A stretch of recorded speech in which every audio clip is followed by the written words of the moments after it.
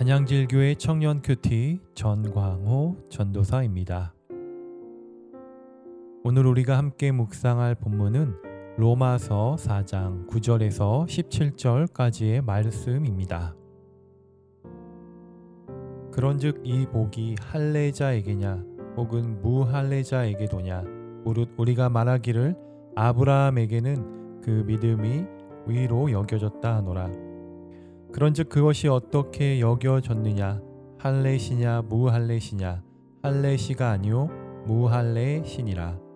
그가 할례의 표를 받은 것은 무할례시의 믿음으로 된 의를 인친 것이니 이는 무할례자로서 믿는 모든 자의 조상이 되어 그들도 의로 여기심을 얻게 하려 하심이라.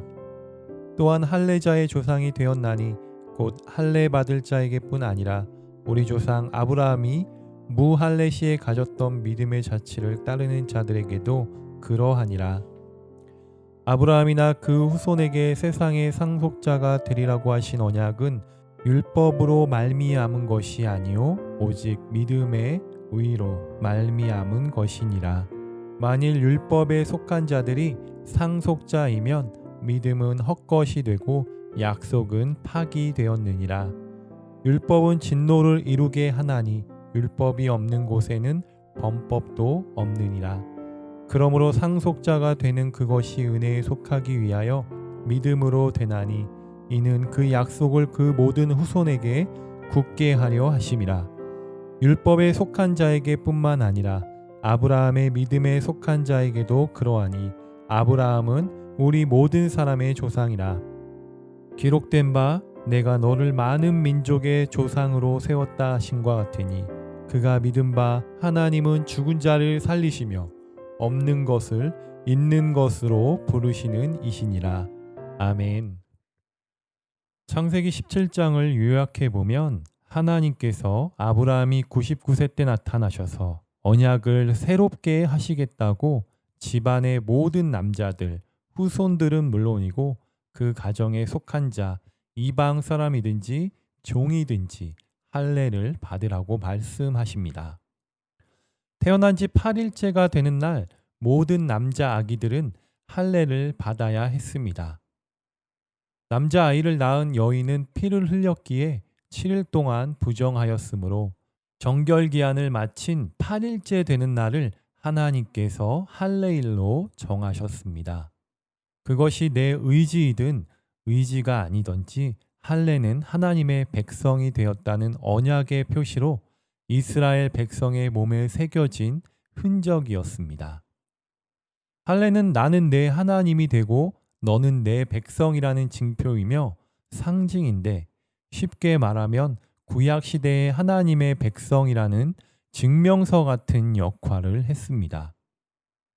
할례는 옛사람이 죽고 하나님의 언약 백성이 되는 예식이자 하나님의 백성이 되는 확실한 표시였습니다. 따라서 할례 받지 않은 자는 거룩한 예루살렘 성에 들어갈 수 없었습니다. 이스라엘 민족은 이방인과 자신들을 구별하는 가장 중요한 신앙적 의미와 정체성으로 로마서에서 할례를 이야기합니다. 나는 아브라함의 자손이므로 하나님의 백성이라고 여겼습니다. 유대인들은 할례를 어떤 관습처럼 여겼다는 것입니다.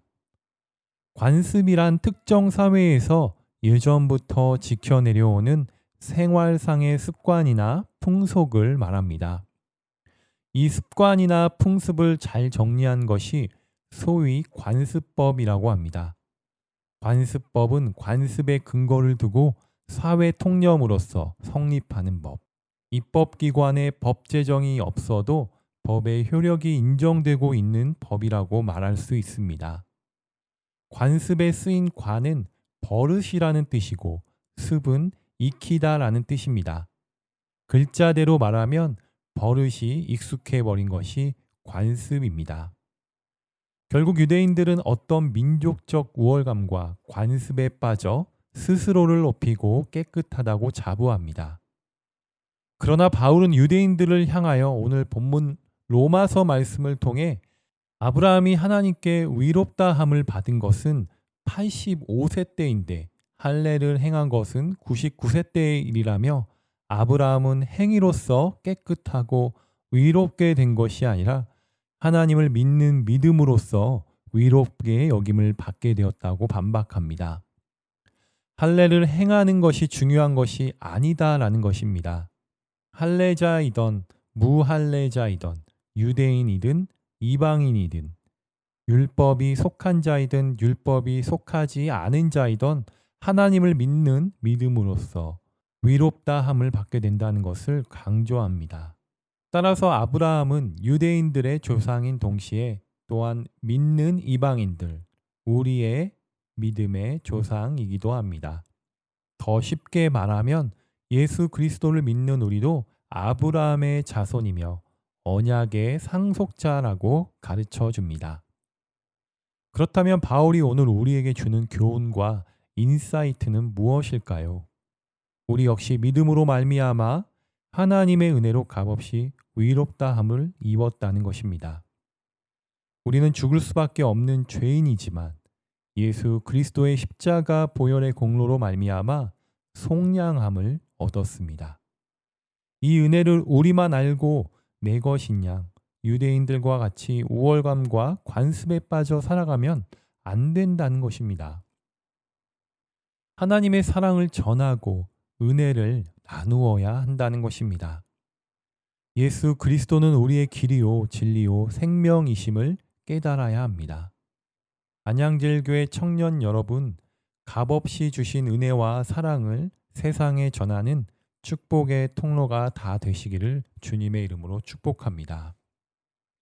바울이 전하려 하는 복음의 핵심은 유대인이나 이방인이나 한 조상 아브라함 아래 믿음으로 하나님의 백성이 되는 것입니다. 은혜의 복음 앞에서는 어떤 차별도 존재하지 않습니다. 남녀, 인종, 빈부, 민족, 나라, 지위에 상관없이 하나님은 차별하지 않으심을 강조합니다.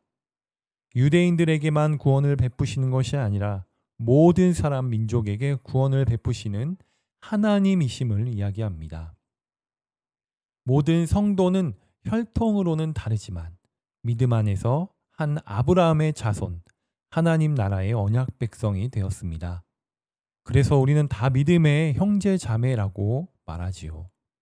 하나님의 사랑으로 모든 사람을 존중하고 겸손하게 섬기며 하나님께서 기뻐하시는 선한 행실을 통해 하나님께 영광 돌리는 안양제일교회 청년부가 되기를 간절히 소망합니다.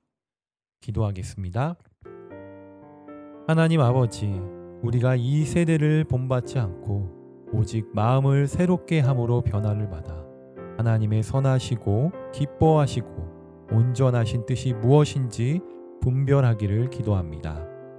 아브라함이 할례를 통해 마음이 변화되고 그의 인격이 변화되었듯이 우리도 영적인 할례를 받아 마음과 인격이 변화되는 은혜가 있기를 소원합니다.